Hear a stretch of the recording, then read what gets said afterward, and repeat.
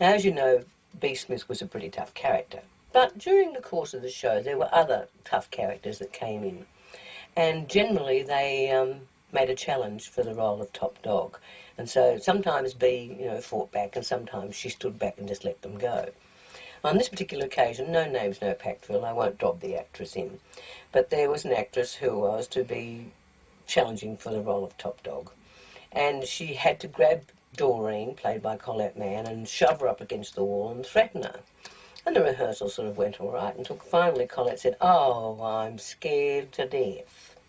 And this girl said, this actress, "What do you mean?" He said, "Well, I don't think you're very realistic. When Val does that sort of thing to me, I pee myself." So obviously I was a bit frightening.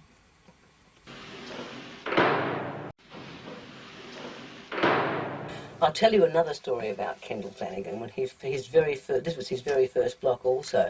One of the scenes in that particular episode required Vera Bennett, or Vinegar Tits, to come in and break up a lot of noisy yelling and carrying on and rioting that seemed to be happening in the laundry. And we did all the rehearsals and everything, you see. And Kendall said very quietly, out of Fiona's earshot, "Who's the best shot here amongst you girls, amongst the prisoners?" And we said, "What do you mean?" He said, "Who can throw the straightest?" And everyone pointed at me and said, "Val can." And I went, "Okay, I want you to throw something at Fiona when she comes in, when she stands by the door." And I said, "Throw something at her?" He said, "Yeah, don't hit her, just throw something at her." I said, "Are you going to tell her?" He said, "No, I'm not going to tell her." And I went, "Woo, she's not going to be happy about that." He said, "That's all right, I want it to be a surprise." I said, "Well, you better tell her that's going to be one take, because otherwise she will stop, she'll be cross." I said, "All right, okay." So he said, he headed everybody. There was a lot of water and stuff being thrown around as well. So he said, "Okay, ladies, this is absolutely one take. Do not stop for anything. Make sure you keep going." So I turned around and I looked for something to throw at her. And I found quite a large bleach bottle. And I took a light plastic one, and it was empty. And I took the metal cap off so it wasn't dangerous. I noticed that Fiona used to always stand right by the door jamb. And so I lined up on the door jamb. And on the take, I threw the bottle. It went so close to her that her hair raised, but it didn't actually touch her. And she got quite a shock. And she kept going, and oh boy, did Vinegar Tits scream at us. But after the take had finished, and the director had called cut, she came over, she screamed at me. She was so angry, and "How dare you do that?" And I said, "Don't look at me, it was the director. The director told me to do. I'm here to take direction." And so she went and screamed at Kendall then, and she tore a strip off him. And they played the scene back to the floor, and I thought, wow, what a great shot. She was very lucky I was very good at throwing. The girls were right. I could throw.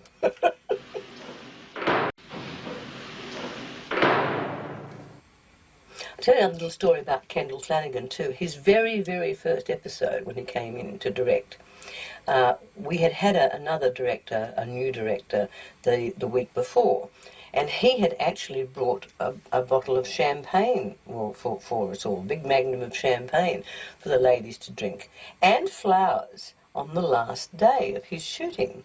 So we said to this new young director, Kendall, now you'd realise a precedent has been set. We expect new directors to turn up with champagne and flowers on the last day. So there we are on the last day of his first block, you see. And one of our crew said, "Hey, you better go and have a look in the green room." So I walk in there, and here is this magnum of a dreadful wine called Cold Duck, which was warm, not chilled, and 12 bunches of dead flowers. No, dead gladioli they were, that's right, gladioli, all half dead. And we thought, very funny. So that was to be presented to us, but we'd seen it before it was to be given to us. So what we did was, we snuck all the gladioli into the last scene that we were shooting for the day, which was in one of the prison cells, and we stuck them all under the bed.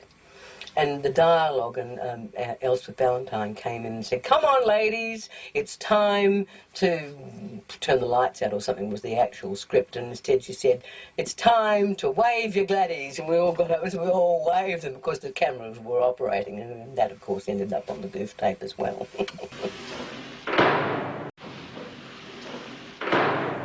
Because of the strong stand that Bea Smith took on drugs, of course, I was personally asked by many journalists how I felt about it. And, of course, because I was a mother, I was very against drug abuse. And as a result, I was approached and became very involved with quite a number of anti-drug abuse campaigns. When Dana was a big anti-drug abuse campaign that started off, I spoke at the inaugural meeting of that and became involved. I was involved with Odyssey, and I was also involved with another one that was called SEED, which is Supportive Environment for Elimination of Drugs, and also AFAD, which was the Australian Foundation of Anti-Drugs and Drug Dependence and Alcohol Dependence. I also engineered for a community announcement to be made for AFAD, which I shot, and they actually, at Channel 10, donated the studio time and the crew for free. That was an anti-drug abuse announcement. I learnt a lot about drug addiction as a result, and find it very frightening. But I think the most tragic thing about it is the incredible waste that it is of young, what could be young, productive lives. I also received quite a number of letters from young people saying that because of the stand that Bea took against drugs and because of their respect for Bea's character, they had personally given up hard drugs or personally decided not to even touch them. And I figured if that was right of just one person, then my whole 4 years on Prisoner was worth it. One of the things about Prisoner is, too, we used an enormous number of extras. I actually counted 15 women in a scene when I was looking at, I think it was the last episode that I was in, 400, when I was watching it yesterday. 15 women, all in one scene, in one show. Fantastic. This doesn't happen very much in television drama. Well, there's not a lot of drama being made at the moment in Australia. But we had an enormous number of extras working on the show, too. This is a story about 2 male extras that came in, and they were playing ambulance attendants. And this particular scene, they were to put Bea Smith, who was suffering from renal failure and was going to go into hospital to have a kidney transplant, and she was in a pretty bad way, and they had to put her on a stretcher and carry her out. And so we sort of did a rehearsal, and I'm in there with the floor manager, a marvellous man called Ray Lindsay, my favourite floor manager. And they put me on the stretcher, and they picked it up and they dropped me on the concrete floor. And the whole stretcher they dropped, actually. And I sort of got up and said, "Oh," and Ray came and said, "You right, Val?" I said, "No, I'm fine, it's okay. We can just," he said, No. He said, you go off and have a cup of tea." I said, No, I'm all right, honestly. He said, No, you go off, go and have a cup of tea, Val, go. So I went, "Oh, okay, I'm fine, no, go on." So off I went. Next thing I know, I hear over the PA system that we're not doing that scene, we're shooting something else. So I thought, oh, okay, so I wasn't in that scene, so I had a little rest for a while. And then they shot something else, and they shot the next thing in the schedule, and that scene wasn't being done. And then after lunch, it was we were called, "Oh, we're doing that scene again." So I went out to do the scene, into the studio, and there's a whole 2 new, different ambulance men. And I said, "What's going on?" And the floor manager said, "Darling, you don't drop the star of the show on a concrete floor and then laugh." I sacked them. We had 2 whole new ambulance men. I hadn't even objected. I mean, I didn't think they'd done it on purpose, but maybe they did.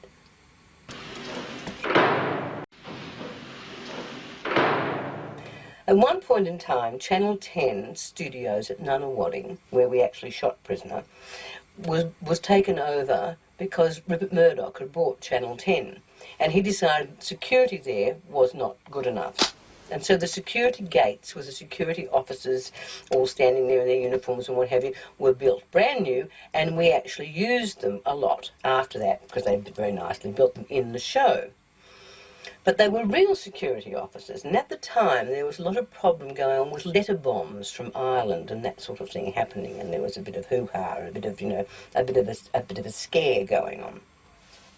And we're standing in the studio one day, waiting to start shooting, like on a Monday morning, and the director wasn't there. And this is unheard of. Directors are never late. So we're waiting, 10 minutes passed, 15 minutes passed, 20 minutes. Finally, the director comes in, he's panting. We said, what happened to you? He said, you're never going to believe what happened. I pull up in my little old car at the security gates. They said, halt, stop, who are you? He said, I'm directing Prisoner. Oh, yeah?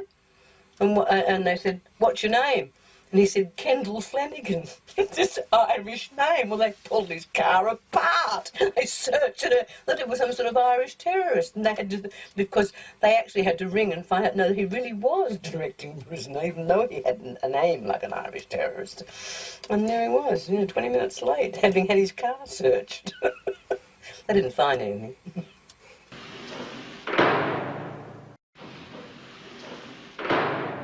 We loved our crew, and on one occasion we were all invited, all the major cast members were invited to the Logies, as we usually were. Because it was a cast largely full of women, unless you were actually nominated for an award or you were in the finals of the nominations, you didn't get invited with a partner, unlike the executives and the other, the producers and the directors. They all got invited with partners, but not the actors. Makes you wonder, doesn't it? Anyway, on this occasion, I said, this isn't fair, let's do something about it. You can't invite a table full of women with no blokes, that's terrible. So we all jacked up and said, we're not going unless we can take a bloke with us.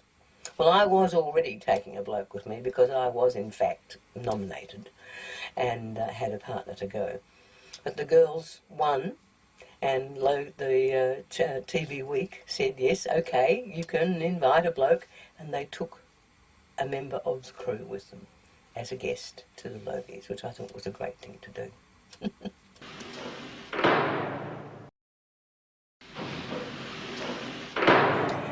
I've been asked a number of times if I would be interested in doing a revamped version of Prisoner. Would I appear in it? Frankly, I think I would be much more interested in a new series, a new television show, a new drama about prisons the way they are now, because they've changed a lot since we started Prisoner in 1978. The whole face of prisons in Australia has changed because they've been privatised for a start, but also because of the drug problem. In 1978, we were taken as a cast, or the original cast members, to Fairlie Women's Prison. And at that time, there were only 40 women prisoners in Victoria. Now, I think that is absolutely extraordinary. There are now hundreds and hundreds. And the biggest problem is the drug problem. And it's causing all kinds of very different problems because drug abuse does not know the same socio-economic backgrounds as a lot of other problems do. And so they've got very smart prisoners in there now.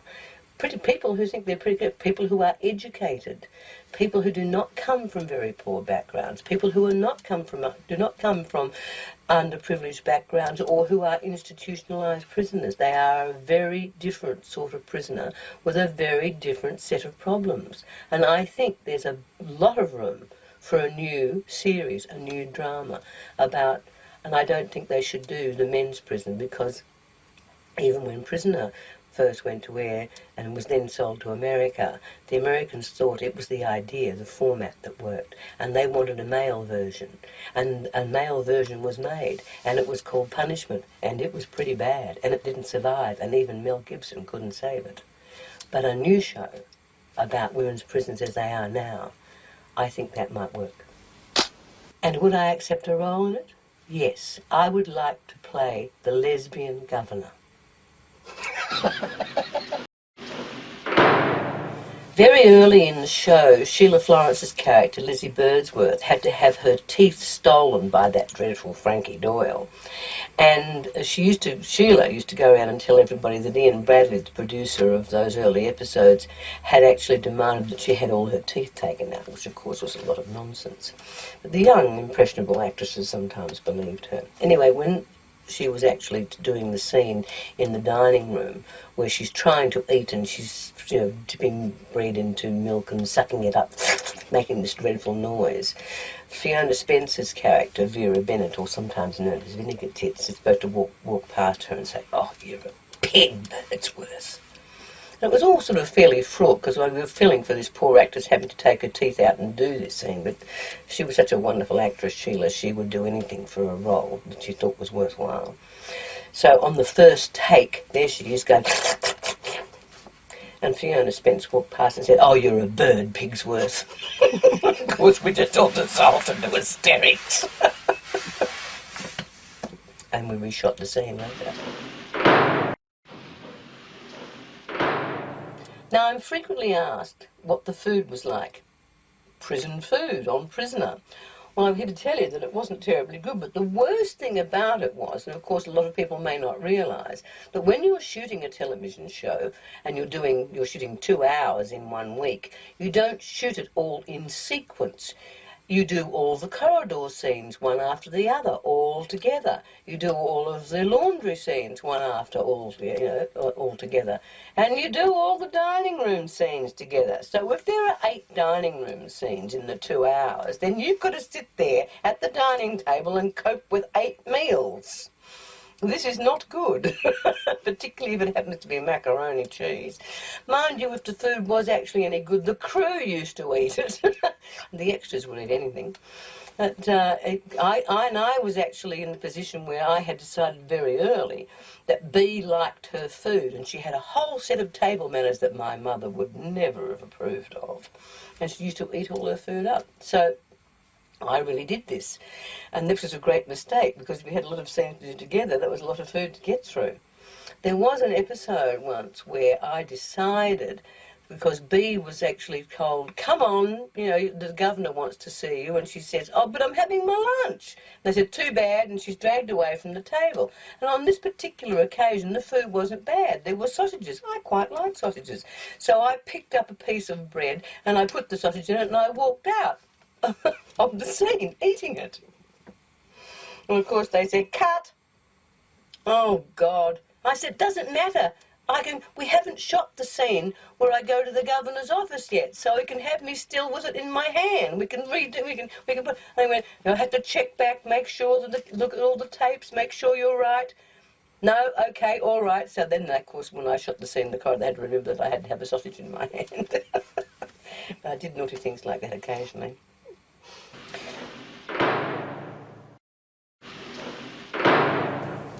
In the episode where Bea kills Nola Mackenzie, the script called for Bea to assemble a zip gun. Now, this is a gun made with hunks of wood, very strong elastic bands, ball bearing as a bullet, and match heads. And I'm not sure that people understand sometimes the level of responsibility that actors have. But I actually said, "I'm sorry, I'm not going to do this on screen. I will show them the items, but I am not going to physically, as the script demands, put these together and make a zip gun and teach every kid or every person who watches this show how to make a lethal weapon." They went, oh, we hadn't thought about that. All right, so that's what happened. And so in the eventual filming of that scene, we showed the pieces, but you never ever saw me put them together because we actually made one on the set, and these guns really fire and they're dangerous and they can kill someone, and I wasn't into showing anyone how to do that.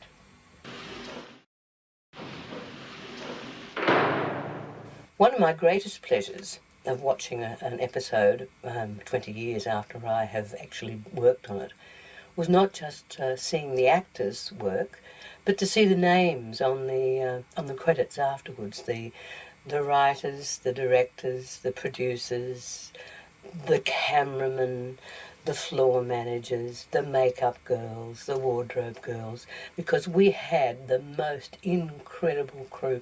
Audio guys, oh gosh, I hope I haven't left anybody out. Props boys, I wasn't pleased with them always. But most of the others, the camera crew in particular, the camera guys, Ken Mulholland, Barry Pullen, Wayne Lavender, just a few names off the top of my head. They taught me, those boys, everything I now know about working in front of cameras. They were generous, they were patient, and they were fun to work with too. And I am very, very grateful to everything they taught me about that, because I was very green when I started working on Prison. I had done very little screen, just a few pieces here and there, some small parts in Power Without Glory and Tandara and things like that. The first episode of anything I was ever on, in fact, I played a leading role opposite John Mellion, and I didn't dare tell him I'd never spoken a word on screen before. So I was a little trepidatious about coming into a show where I was playing a major role, and in many episodes. But of course the great advantage of that is you have the opportunity to really develop your character, really get to know her well. And after a while, and certainly after, sort of about 6-7 months, I didn't have to worry about characterisation anymore because I knew her so well. So all I had to worry about was learning the lines, and I find that very easy. So it was a joy. The job was great fun to do, and I loved Bea Smith because she was such fun. She was a bit naughty every now and then. There was one director that I worked for, the gorgeous Lee Spence, that I really enjoyed working with, and he and I occasionally used to cook up little bits of business, and we sometimes got slapped because the business got a bit camp, we were told, a bit naughty. But it was fun, and he used to let me be a bit of a devil. And it was great fun to play a character that was never wrong and totally invincible. Who wouldn't enjoy that? Always being right. I loved it.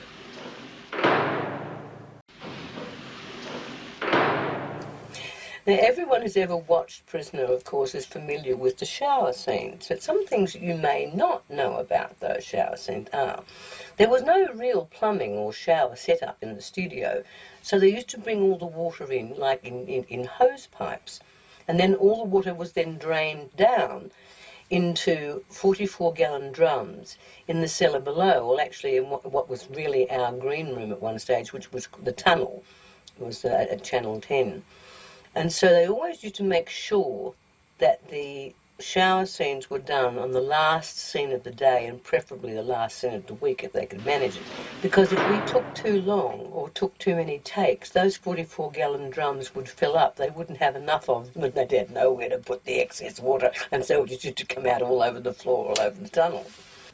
Now, there was one particular episode where they not only saved it up, the shower scene, for the last episode of the week, but it happened to be the last episode that was shot for the entire year before we went off for our 4-week break over Christmas.